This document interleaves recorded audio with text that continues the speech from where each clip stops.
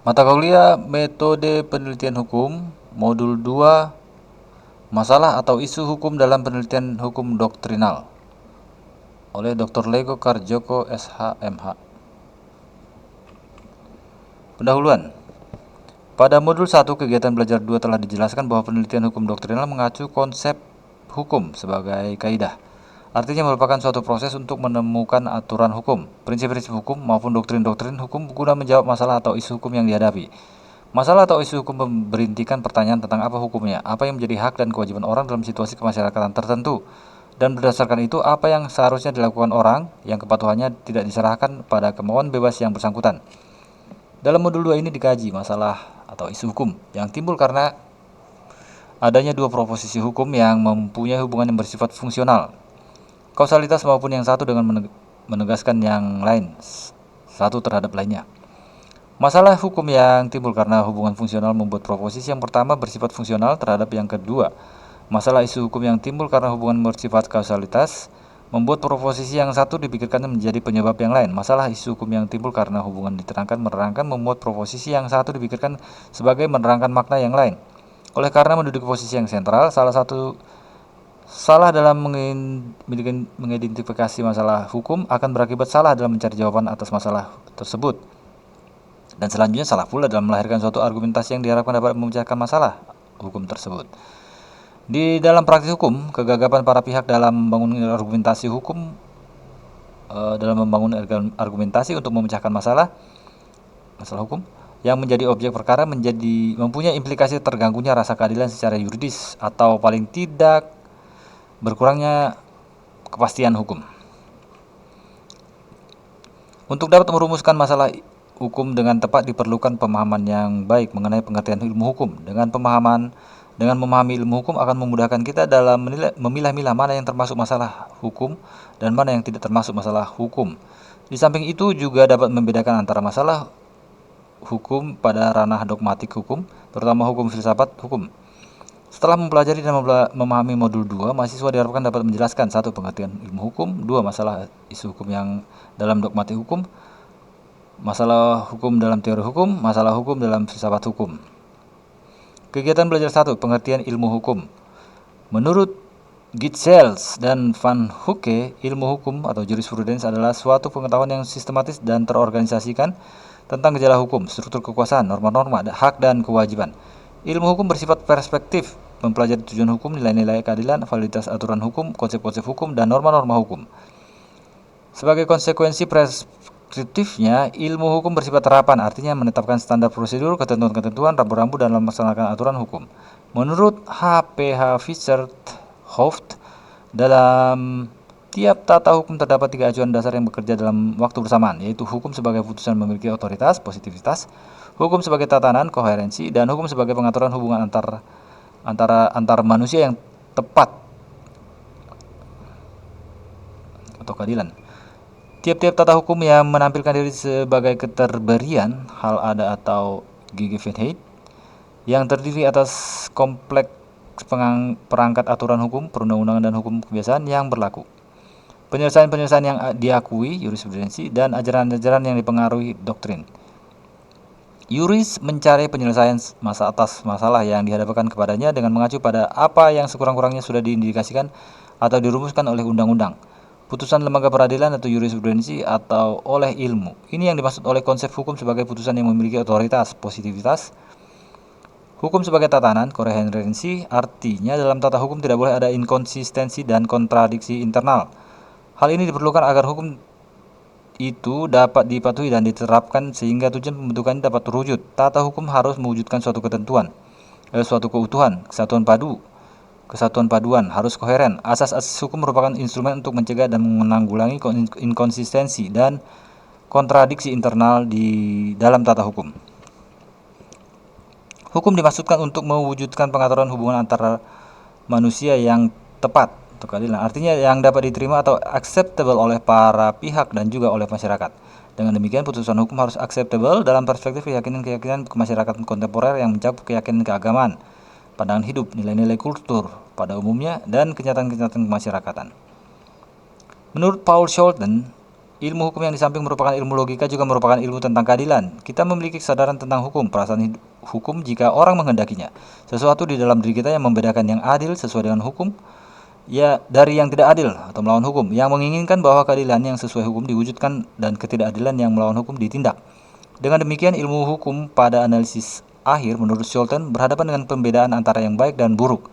Pengembangan ilmu hukum harus secara cermat menelaah hukum positif atau peraturan yang berlaku, tidak hanya segi positivitas dan koherensinya, aspek logikanya, tetapi juga nilai-nilai spirit di dalamnya, aspek alogikalnya, dalam rangka memanusiakan manusia. Bahwa ketiga aspek tersebut sangat penting dan dalam kegiatan pengembangan ilmu hukum akan menunjukkan level kedalaman dan originalitas seorang yuris ketika melakukan legal problem solving atas isu-isu hukum yang diperhadapkan kepadanya. Titon, Gitschels dan Van Hocke membagi ilmu hukum dalam 3 lapisan, yaitu dogmatik hukum, teori hukum, dan filsafat hukum. Menurut Philippus M. Hajon dan Tatik Sri Jatmiati, secara kronologis perkembangan ilmu hukum diawali oleh filsafat hukum yang sangat spekulatif dan disusul dogmatik hukum, ilmu hukum positif, yang sangat teknis. Untuk menjembatani perbedaan yang tajam dari dua disiplin tersebut dibutuhkan disiplin tengah, yaitu teori hukum. Dogmatik hukum, teori hukum, filsafat hukum pada akhirnya harus diarahkan kepada praktik hukum, yaitu pembentukan hukum dan penerapan hukum. Permasalahan penerapan hukum antara lain mengenai interpretasi hukum, kekosongan hukum, antinomi, dan norma yang kabur. Interpretasi. Berikut ini diuraikan karakteristik dari masing-masing lapisan ilmu hukum sebagai berikut. A. Dogmatik hukum. Penjelasan pakar hukum berikut ini dapat memberikan pemahaman yang baik mengenai dogmatik hukum. Mewisen mendefinisikan dogmatik hukum sebagai memaparkan, menganalisis, mensistematisasi, dan menginterpretasi hukum yang berlaku atau hukum positif. Selanjutnya, menurut M. Van Hocke, dogmatik hukum adalah cabang ilmu hukum dalam arti sempit yang memaparkan dan mensistematisasi hukum positif yang berlaku dalam suatu masyarakat tertentu dan pada suatu waktu tertentu dari sudut pandang normatif. Menurut Bernard Arif Siddhartha, berdasarkan pendapat Gustav Radbruch, maka dogmatik hukum adalah ilmu yang kegiatan ilmiahnya mencakup kegiatan menginventarisasi, memaparkan, menginterpretasi, dan mensistematisasi dan juga mengevaluasi seluruh hukum positif teks otoritatif yang berlaku dalam suatu masyarakat atau negara tertentu dengan mensaranakan konsep-konsep atau pengertian-pengertian, kategori-kategori, teori-teori, klasifikasi-klasifikasi, dan metode-metode yang dibentuk dan dikembangkan khusus untuk melakukan semua kegiatan tersebut, yang keseluruhan kegiatannya itu diarahkan untuk mempersiapkan upaya menemukan penyelesaian yuridik terhadap masalah hukum, mikro maupun makro yang mungkin terjadi di dalam masyarakat. Jadi ilmu hukum secara langsung terarah untuk menawarkan alternatif penyelidikan yuridik terhadap masalah hukum konkret. Alternatif penyelesaian yang ditawarkan itu dirumuskan dalam bentuk sebuah putusan hukum yang disebut juga proposisi hukum. Proposisi hukum ini memuat penetapan tentang hak-hak dan kewajiban-kewajiban subjek hukum tertentu, artinya memuat kaidah hukum.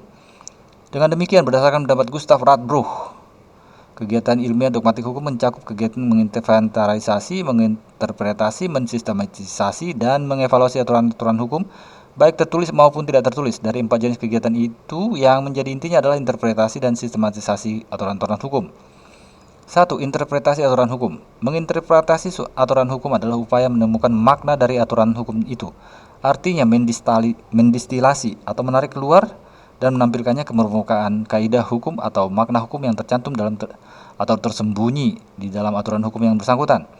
Tentang cara atau metode untuk menemukan kaidah hukum itu dalam studi hukum sudah lama dikembangkan berbagai metode interpretasi yang mencakup metode gramatikan, historikal, sistematikal, teleologikal, dan sosiologikal. Tentang metode-metode itu tidak ada ketentuan tentang urutan hierarkikal. Padahal tidak mustahil bahwa metode-metode tersebut menghasilkan tafsiran yang berbeda-beda. Namun studi hermeneutik menunjukkan bahwa semua metode perlu dilibatkan secara proporsional dalam kaitan antara yang satu dengan yang lain pada setiap kali menginterpretasi sebuah aturan hukum. Interpretasi secara hermeneutikal dari titik berdiri interpretator atau penstudi sebagai partisipan dilakukan dengan jalan berdasarkan pemahaman tata bahasa atau kebahasan atau gramatikal, yakni berdasarkan makna kata dalam konteks kalimatnya. Aturan hukum tersebut dipahami dalam konteks latar belakang sejarah pembentukannya atau historikal yang menentukan isi aturan hukum positif itu untuk menemukan ratio legisnya, serta dalam konteks hubungannya dengan aturan-aturan hukum positif yang lainnya atau sistematikal.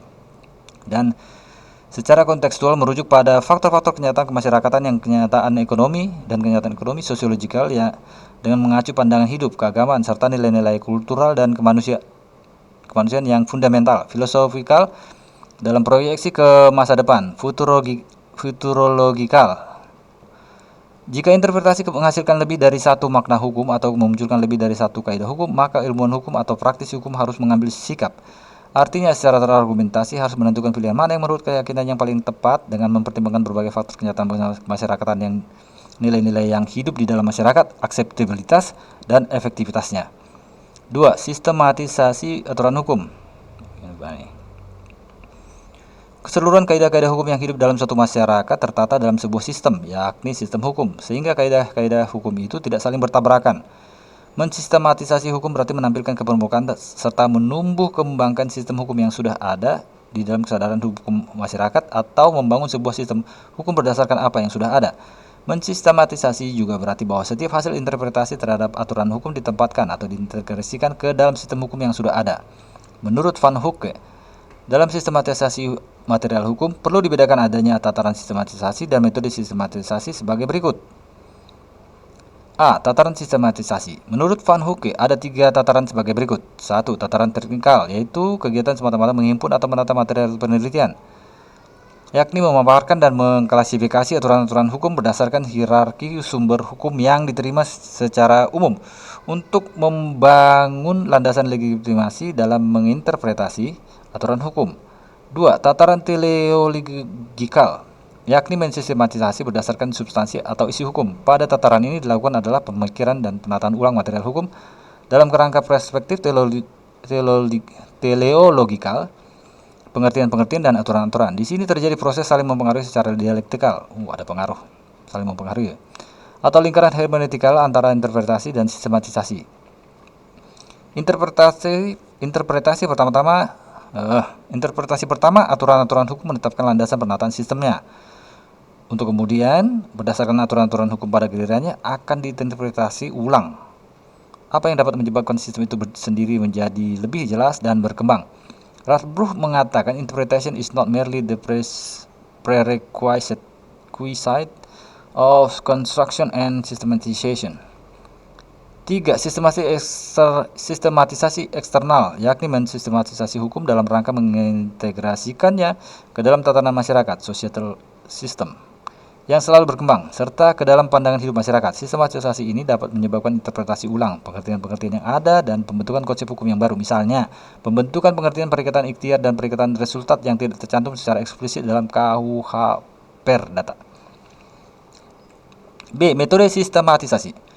Tentang cara melakukan sistematisasi, Van Hooke mengemukakan 4 metode sebagai berikut. 1. Metode logika, yakni menggunakan asas-asas dan hukum-hukum logika sebagai sarana intelektual untuk membangun struktur logika dalam masa aturan-aturan hukum dan yang volumenya semakin tidak terbayangkan dan selalu berubah, sehingga keseluruhan aturan hukum itu tetap tertata dalam suatu sistem hukum yang koheren. Asas-asas logika yang biasa digunakan adalah induksi, deduksi, analogi, a contrario, a fortiori, dan sebagainya. 2. Metode tipologi, yakni menetapkan tipe normal yang digunakan sebagai pedoman dalam penataan sejumlah kejadian. Hal ini akan diperlukan jika menghadapi material yang menjemuk dan sangat bernuansa sehingga mustahil untuk menetapkan pembagian umum terbesar, de grootste gemene deler. Caranya adalah mengonstruksi tipe normal yang dapat dipandang representatif untuk keseluruhan unsur yang ada pada semua kejadian dalam beberapa hal menyimpang dari tipe normal. 3. Metode teleologikal, yakni menggunakan nilai-nilai atau kaidah-kaidah yang melandasi teks undang-undang sebagai patokan untuk mensistematisasi. 4. Metode interdisipliner, yakni memanfaatkan produk berbagai ilmu manusia lain untuk melaksanakan sistematisasi eksternal. Tentang penggunaan logika dalam sistematisasi material hukum, menurut J.W. Harris, ada 4 asas logika dalam mensistematisasi material hukum yang disebut the rule systematizing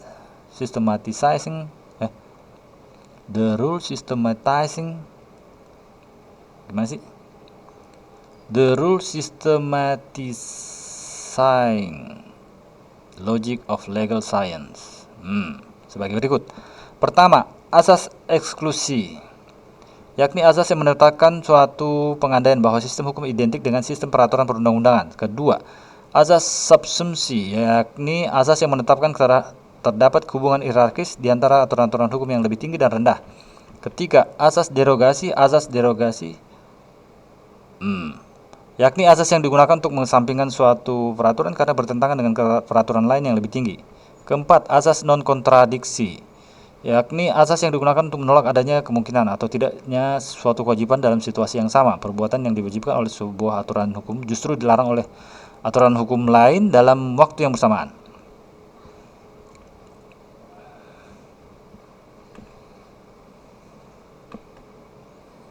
Gambar 21 di bawah ini memperlihatkan karakteristik dogmatik hukum versi Bruggen. Objek hukum positif nasional, tujuan teoretikal tetapi terutama praktikal. Perspektif internal, teori kebenaran, teori pragmatik, proposi, informatif, normatif, evaluatif. Karakteristik dogmatik hukum. B. Teori hukum. M. Van Hooke menjelaskan hubungan dogmatik hukum, teori hukum dalam filsafat hukum dalam metateori sebagaimana terlihat dalam gambar 2.2. Filsafat hukum memang adalah metateori untuk teori hukum dan mengikat teori hukum adalah metateori untuk dogmatik hukum. Metateori untuk dogmatik hukum. Maksudnya apa? Filsafat hukum sendiri tidak memiliki metadisiplin di atasnya, maka ia sendiri harus meneliti masalah-masalah berkenaan dengan sifat keilmuan dan metodologi filsafat hukum. Jadi di sini filsafat hukum harus melakukan refleksi diri. Filsafat hukum, metateori, jadi teori hukum. Terus ada metateori. Dari teori hukum juga ada metateori menjadi dogmatik hukum. Dogmatik hukum melahirkan teori menjadi hukum positif. Dogmatik hukum, teori hukum, hubungan dogmatik hukum, teori hukum, dan filsafat hukum. Hubungannya begitu ribet. Enggak juga sih, sederhana. Menurut Bruggen ada dua jenis teori hukum, yaitu teori hukum yang lebih awal keberadaannya disebut teori hukum empirik dan teori hukum yang muncul kemudian disebut teori hukum kontemplatif. Teori hukum empirik berasal dari lingkungan positivistik. Cabang tertua teori hukum ini muncul di Jerman dengan nama Allgemeinrechtslehre, ajaran hukum umum. Teoretikus Allgemeinrechtslehre seperti Adolf Merkel, Karl Bergbohm, dan Ernst Rudolf Bierling menempatkan diri sebagai lawan dari filsafat hukum pada waktu itu, yang dalam pandangan mereka terlalu spekulatif. Orang ingin menyibukkan diri dengan pertanyaan-pertanyaan dalam perspektif yang bertanggung jawab secara ilmiah dengan mengacu model ilmu alam. Menurut mereka, hal itu memunculkan dua hal. Pertama, teoretikus hukum harus menempatkan diri sebagai seorang pengamat objektif dari perspektif eksternal. Kedua, berdasarkan perspektif itu, orang harus membatasi diri pada kegiatan mempelajari tatanan-tatanan hukum yang ada. Masalah yang berkenaan dengan hukum yang mungkin ada atau hukum ideal atau berkenaan dengan keadilan dari hukum yang dalam filsafat hukum sering menempati posisi sentral berada di luar lingkup Allgemeinrechtslehre. Teori hukum ini berkenaan dengan hal memaparkan berbagai tatanan hukum yang ada dan dari dalamnya memunculkan aspek-aspek hukum yang dapat berlaku untuk tiap tatanan hukum. Dengan itu akan dapat diperoleh pemahaman objektif tentang hukum yang dalam filsafat hukum tidak dapat dicapai. Teori kebenaran yang ikut berperan di latar belakang adalah teori korespondensi. Teori hukum kontemplatif, objeknya mencakup kegiatan-kegiatan yuridik seperti pengembangan dogmatik hukum, pembentukan hukum, dan penemuan hukum. Dalam bidang ini, berbagai bagian dari jenis teori hukum ini diberi nama sesuai dengan jenis kegiatan yuridik yang disebutkan tadi. Kita mengenal berturut-turut teori ilmu dari hukum yang dinamakan juga teori dari ilmu hukum. Teori perundang-undangan atau teori pembentukan aturan dan teori penemuan hukum. Objek yang penting pada bagian-bagian ini adalah studi tentang metode yang digunakan dalam kegiatan-kegiatan yuridik tersebut.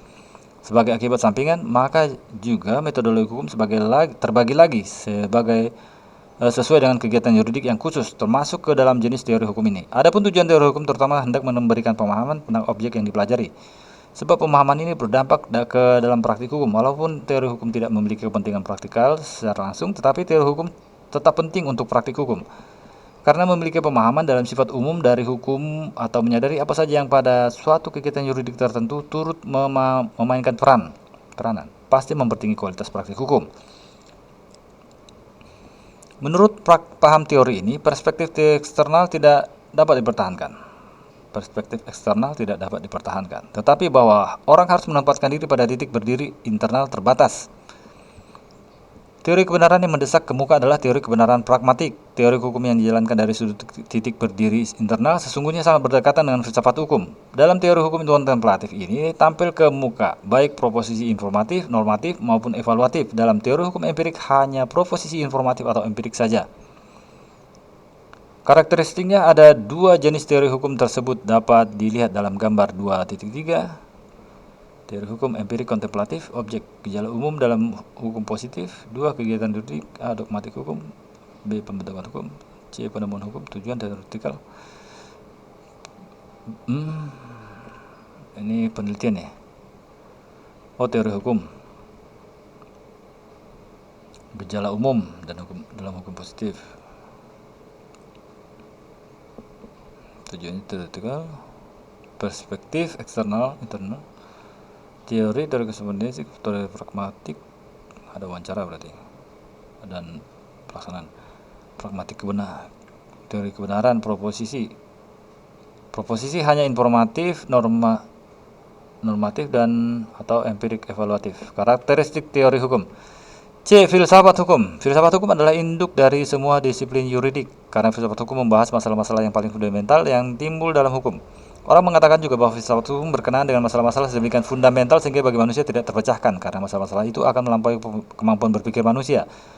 Filsafat hukum akan merupakan kegiatan yang tidak pernah berakhir karena mencoba memberikan jawaban pada pertanyaan-pertanyaan abadi. Pertanyaan-pertanyaan itu adalah pertanyaan yang dihadapkan hanya dapat diberikan jawaban yang menimbulkan lebih banyak pertanyaan baru. Theo Huisber mendefinisikan filsafat hukum sebagai pengetahuan metodis dan sistematis yang melalui jalan refleksi hendak mengangkat makna yang hakiki dari hukum. Menurut D.H.M. Mewison, filsafat hukum adalah filsafat. Karena itu ia merenungkan semua persoalan fundamental dalam masalah-masalah perbatasan yang berkaitan dengan gejala hukum. Menurut Brueging, filsafat hukum adalah teori tentang dasar-dasar dan batas-batas kaidah hukum.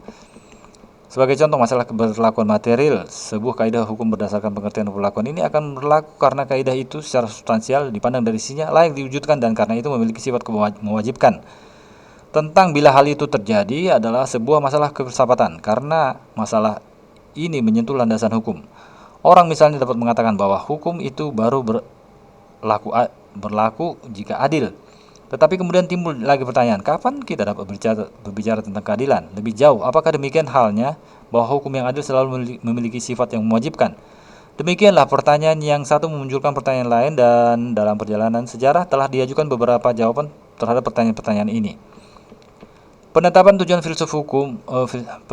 filsafat hukum adalah murni teoretikal dan juga pemahaman teoretikal ini penting untuk praktik hukum, karena praktik hukum itu selalu dipengaruhi, turut ditentukan oleh pemahaman tentang landasan kefilsafatan hukum.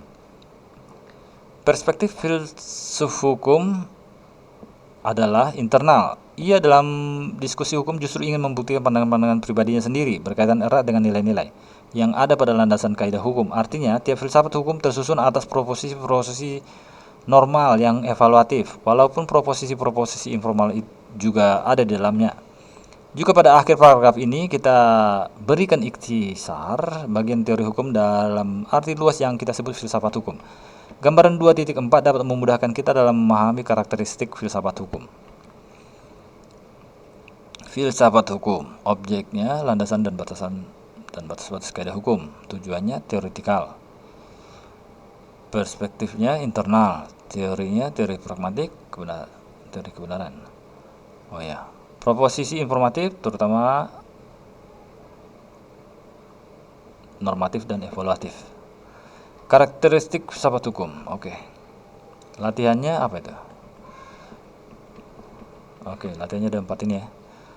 Apa pengertian ilmu hukum? Nah, jelaskan 3 acuan dasar yang harus digunakan dalam 3 tiap tata hukum. 3 acuan dasar tata hukum.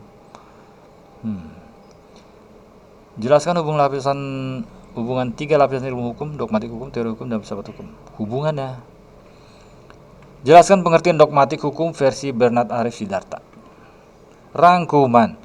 1. Untuk dapat merumuskan isu hukum dengan tepat diperlukan pemahaman yang baik mengenai pengertian ilmu hukum. Dengan memahami ilmu hukum akan memudahkan kita dalam memilah-milah mana yang termasuk isu hukum dan mana yang tidak termasuk isu hukum. Di samping itu juga dapat membedakan antara isu hukum pada ranah dogmatik hukum, teori hukum, filsafat hukum. 2. Menurut Gitzels dan Van Hooke, ilmu hukum atau jurisprudence adalah suatu pengetahuan yang sistematis dan terorganisasikan tentang gejala hukum, struktur kekuasaan, norma-norma, hak, dan kewajiban.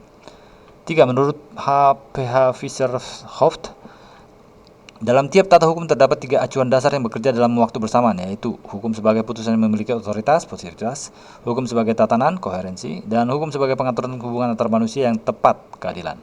4. Gitzel dan Van Hooke membagi ilmu hukum dalam 3 lapisan, yaitu dogmatik hukum, teori hukum, dan filsafat hukum. Perkembangan ilmu hukum diawali oleh filsafat hukum yang sangat spekulatif dan disusul dogmatik hukum, ilmu hukum positif yang sangat teknis. Untuk menjembatani perbedaan tajam dari kedua disiplin tersebut dibutuhkan disiplin tengah, yaitu teori hukum. Dogmatik hukum, teori hukum, filsafat hukum pada akhirnya harus diarahkan kepada praktik hukum, yaitu pembentukan hukum dan penerapan hukum.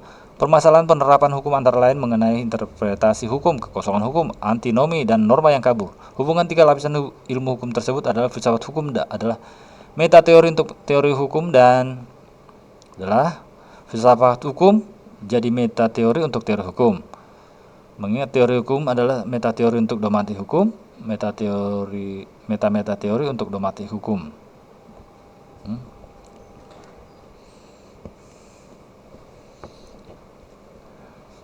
Filsafat hukum sendiri tidak memiliki metadisiplin di atasnya, maka ia sendiri harus meneliti masalah-masalah berkenaan dengan filsafat, keilmuan, dan metodologi filsafat hukum. Jadi di sini filsafat hukum harus melakukan refleksi diri. 5. Mewisen mendefinisikan dogmatik hukum sebagai memaparkan, menganalisis, mensistematisasi, dan menginterpretasi hukum yang berlaku atau hukum positif. Selanjutnya, menurut M. Van Hooke, dogmatik hukum adalah cabang ilmu hukum dalam arti sempit yang memaparkan dan mensistematisasi hukum positif yang berlaku dalam suatu masyarakat tertentu dan pada suatu waktu tertentu dari sudut pandang normatif. Menurut Bernard Grieve Siddhartha, berdasarkan pendapat Gustav Radbruch, maka dogmatik hukum adalah ilmu yang kegiatan ilmiahnya mencakup kegiatan menginventarisasi, memaparkan, menginterpretasi, dan mensistematisasi dan juga mengevaluasi keseluruhan hukum positif, teks otoritatif yang berlaku dalam suatu masyarakat atau negara tertentu dengan bersaranakan konsep-konsep atau pengertian-pengertian, kategori-kategori, teori-teori, klasifikasi-klasifikasi, dan metode-metode yang dibentuk dan dikembangkan khusus untuk melakukan semua kegiatan tersebut, yang keseluruhan kegiatannya itu diarahkan untuk mempersiapkan upaya menemukan penyelidikan yuridik terhadap masalah hukum, mikro maupun makro, yang mungkin terjadi dalam masyarakat. 6. Menurut Brookings, ada 2 jenis teori hukum, yaitu teori hukum yang lebih awal keberadaannya disebut teori hukum empirik, dan teori hukum yang muncul kemudian disebut teori hukum kontemplatif. Teori hukum empirik berasal dari lingkungan positivistik. Cabang tertua teori hukum ini muncul di Jerman dengan nama Allgemeine Rechtslehre, ajaran hukum umum. Orang yang menyibukkan diri dengan pertanyaan-pertanyaan dalam perspektif yang bertanggung jawab secara ilmiah dengan mengacu model ilmu alam. Menurut mereka, hal itu memunculkan 2 hal. Pertama, teoretikus hukum harus menempatkan diri sebagai seorang pengamat objektif. Jadi perspektif eksternal. Jadi perspektif eksternal. Kedua, berdasarkan perspektif itu, orang harus membatasi diri pada kegiatan mempelajari tatanan-tatanan hukum yang ada, masalah-masalah yang berkenaan dengan hukum yang mungkin ada, atau hukum ideal, atau berkenaan dengan keadilan dari hukum yang ada dalam filsafat hukum sering menempati posisi sentral, berada di luar lingkup Allgemeine Rechtslehre. Teori hukum ini berkenaan dengan hal memaparkan berbagai tatanan hukum yang ada dan dari dalamnya memunculkan aspek-aspek hukum yang dapat berlaku untuk tiap tatanan hukum. Dengan itu akan dapat diperoleh pemahaman objektif tentang hukum yang dalam filsafat hukum tidak dapat dicapai. Teori kebenaran yang ikut berperan di latar belakang adalah teori korespondensi. 7. Teori hukum kontemplatif objeknya mencakup kegiatan-kegiatan yuridik seperti pengembangan dogmatik hukum, pembentukan hukum, dan penemuan hukum. Dalam bidang ini, berbagai bagian dari jenis teori hukum ini diberi nama sesuai dengan jenis kegiatan yuridik yang disebutkan tadi. Kita mengenal berturut-turut teori ilmu dari hukum yang dinamakan juga teori dari ilmu hukum, teori perundang-undangan atau teori pembentukan aturan, dan teori penemuan hukum. Objek yang penting pada bagian-bagian ini adalah studi tentang metode yang digunakan dalam kegiatan-kegiatan yuridik tersebut sebagai akibat sampingan. Maka juga metodologi hukum terbagi lagi sesuai dengan kegiatan yuridik yang khusus, termasuk ke dalam jenis teori hukum ini. Adapun tujuan teori hukum terutama hendak memberikan pemahaman tentang objek yang dipelajari, sebab pemahaman ini berdampak ke dalam praktek hukum.